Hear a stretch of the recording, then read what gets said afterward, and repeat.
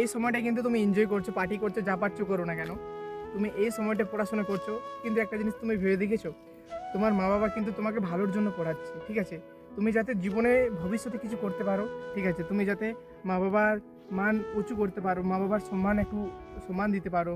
মা বাবা নিজে অশিক্ষিত হলেও কিন্তু ছেলে এবং মেয়েকে হামেশা চায় যে আমাদের ছেলে মেয়েটাকে একটু মানুষ করি, যাতে সে বড় হয়ে আমাদের মান সম্মানটা রাখে। এটা মা বাবা চায়। প্রতিটা মা এবং বাবা কিন্তু ছেলে মেয়েকে খুবই ভালোবাসে। তো মা বাবার মন কোনোদিনও দুঃখী করো না, ঠিক আছে? মা বাবা তোমার সবসময় চায় যে তোমাকে খুশি দেখতে, তোমাকে হাসি দেখতে। মা বাবা কোনোদিন কিন্তু তোমাকে দুঃখী দেখতে চায় না।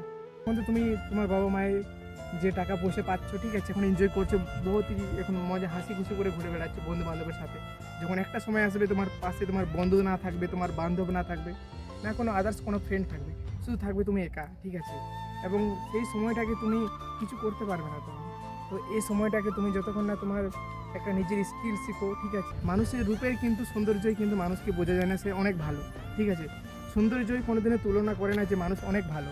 এটা দেখতে সুন্দর কিন্তু যদি সে গুণে যদি ভালো না হয় না, সে মানুষের কোনো মূল্য নেই, ঠিক আছে? মানুষের কিন্তু রূপের থেকে সুন্দর কিন্তু তার মনের কিন্তু হতে হবে।